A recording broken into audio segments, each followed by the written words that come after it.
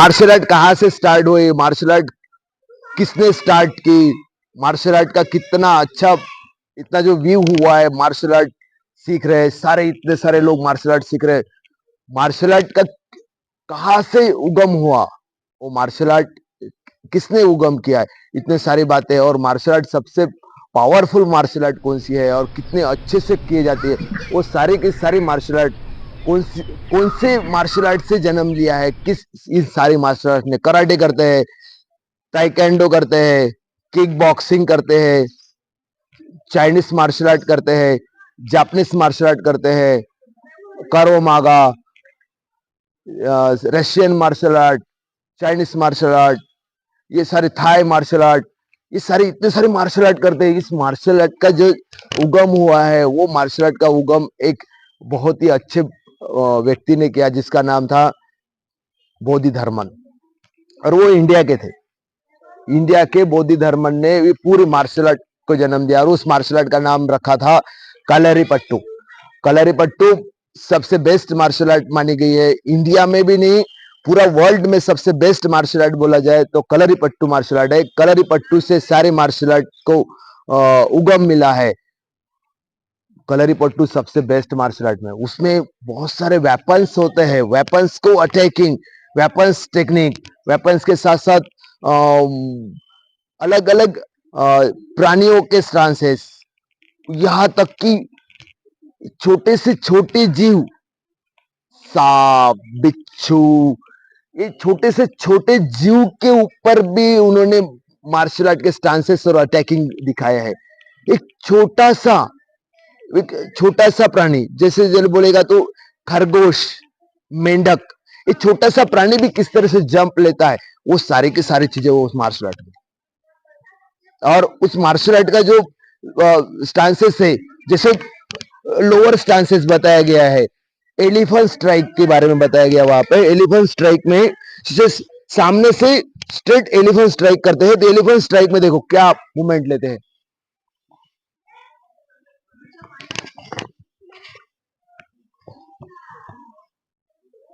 Elephant strike, या फिर ऐसे, अभी हमारे भाषा में एलिफेंट स्ट्राइक, लेकिन कलरीपट्टू की भाषा में एलिफेंट स्ट्राइक नहीं बोलते हैं, हम लोग इसको एलिफेंट स्ट्राइक बोलते हैं। उनकी भाषा में वो बोला जाए तो बहुत ही अलग अलग तरीके से बोले जाएंगे, यहाँ तक कि वो इंसान को जैसे सामने वाले को बिना सोचे, अभी कुछ कुछ जगह पे विद्युत जामवंत जो बहुत ही बेस्ट मार्शल आर्टिस्ट है, कलाकार बोले गए, जो फिर इंडिया में मूवीज में भी काम करते हैं, टाइगर श्रॉफ मूवीज में भी काम करते हैं, बहुत सारे अच्छे अच्छे जो फाइटर एक्शन हीरोज है, उन्होंने भी वो मार्शल आर्ट को सीखा है। अभी फिलहाल में मूवीज में भी मार्शल आर्ट आ रही है। वो कलरीपट्टू का तो अलग अलग तरीके का बताया गया। अभी कलरीपट्टू जो आइस पे ब्लेंडिंग करके ऐसे आंख में बांध के जो मूवमेंट करते हैं, मूव करते हैं, उस मूव में भी उन्होंने देखा है कि भाई अटैकिंग एक छोटे से छोटे चीज से, एक बड़े से बड़े हथियार से, या फिर अलग अलग राउंडिंग सर्कल से, ये सारी चीजें, फ्लेक्सिबिलिटी मतलब किक का प्रॉपरली अटैक करना, किक को डिफेंस करना, जंपिंग करना।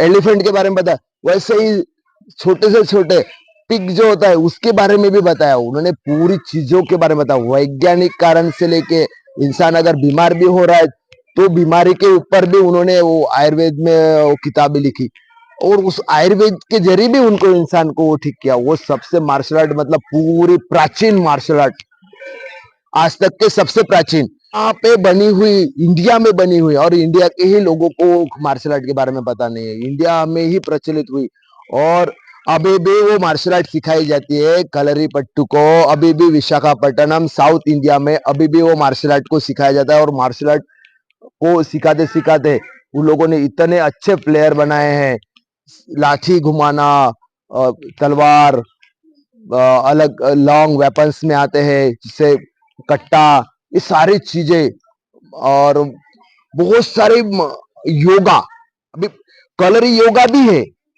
कलरी में कलरी पट्टू तो है, कलरी पट्टू के साथ कलरी योगा, कलरी योगा में इतना अच्छा उन्होंने विकसित किया है उस कलरी योगा को कि भाई जब वो कलरी योगा जब होता है तो सामने के जो वुमेन्स के जो ब्रोन्स होते हैं, ये वुमेन्स की जो ताकत होती है, इम्यूनिटी होती है, उसको बढ़ाता है वो कलर योगा। वैसे बॉयज या फिर जेंट्स को भी बढ़ाता है, लेकिन वुमेन्स के ऊपर बहुत ज्यादा इफेक्ट करता है। और और सबको वो करना चाहिए, तो वो बहुत ही अच्छा होता है। कलरी पट्टू में साउथ इंडिया में होने वाले पूरे मूवीज में उस कलरी पट्टू को डाला गया है। कलरी पट्टू को जो भी करता है, अभी जैसे टाइगर श्रॉफ का नाम लिया, टाइगर श्रॉफ इतना एयर जंपिंग करता है, उसका एक मूवीज भी था कलरी पट्टू का। सो बाहर भी देखा गया है ना, यहाँ पे नहीं, इंडिया से जो ये कलरी पट्टू बाहर गई है, वो बाहर जाके उन्होंने उसको सारी मूवमेंट बनाई है। जैसे Chinese martial art, Japanese martial art, यहाँ से सारी मार्शल आर्ट प्रचलित हुई है, और पूरा का पूरा श्रेय कलरी पट्टू को जाता है। कलरी पट्टू के अलावा और कोई भी चीज ऐसी नहीं है जो प्राचीन है। इसका इतिहास, हिस्ट्री जानेंगे तो उससे परशुराम से पहले से ही स्टार्ट हुआ है। परशुराम जो हथियार चलाते थे, हमारे जो परशुराम जी महाराज जो है, जो राजा थे, वो जो वेपन्स चलाते थे, वो सारे के सारे वेपन्स और उनके पास जो थी आर्ट, वो कलरी पट्टू आर्ट थी। और वो, और उससे भी पहले जो हमारे देवता वगैरह प्राचीन वो युद्ध कला जानते थे, वो सारी युद्ध कलाएं जो थी, वो प्राचीन युद्ध कलाएं भी वो कलरी पट्टू में है। अभी बहुत सारी जगह पे देखा जाए तो वो कलरी पट्टू को सब भुला रहे हैं, नए नए चीजों को इस्तेमाल कर रहे हैं, नए नए मार्शल आर्ट आ रही है। लेकिन जो भी नए मार्शल आर्ट भी कर रहे हैं ना, वो पूरा का पूरा श्रेय कलरी पट्टू को जाता है, और कलरी पट्टू जैसा कोई भी आर्ट इस दुनिया में अभी तक नहीं बनी। कलरी पट्टू सबसे बेस्ट है। और और जो भी कलरी पट्टू करते हैं, वो भी स्टूडेंट भी बहुत बेस्ट है। और ऐसा नहीं कि भाई कराटे ड्रेस पहन रहे हैं तो कलरी पट्टू नहीं करते, ऐसा कुछ नहीं है। हम लोग भी कलरी पट्टू को थोड़ा थोड़ा प्रैक्टिस में लेते हैं, थोड़ा थोड़ा स्टांसेस को लेते हैं, कलरी पट्टू को प्रैक्टिस में लेते हैं, और कलरी पट्टू को एक्सरसाइज में भी ले रहे हैं। और कलरी पट्टू ओवरऑल डेवलपमेंट है बॉडी का और सोल का। सो आप जरूर इस कलरी पट्टू को सीखना चाहते हैं तो जरूर जाना विशाखापट्टनम में, इसके बहुत सारे क्लासेस लेते हैं। वहां पे जो मास्टर्स है वो भी आज भी कलरी पट्टू सिखाते हैं, और आप भी उस कलरी पट्टू को सीखो। ओके, सो अगर अच्छा लगा तो एक लाइक करना, और ये जानकारी आप तक सीमित मत रखना, बाकी लोगों को भी बताना, क्योंकि कलरी पट्टू में जो भी जानकारी है वो इससे भी कहीं अधिक गुना है। लेकिन ये शॉर्ट में मैंने समझा दिया कलरी पट्टू क्या और कैसे विकसित हुई, और इसका पूरा श्रेय जाता है हमारे मार्शल आर्ट की एक जननी कलरी पट्टू को, जो हम लोग यहाँ पे कर रहे हैं।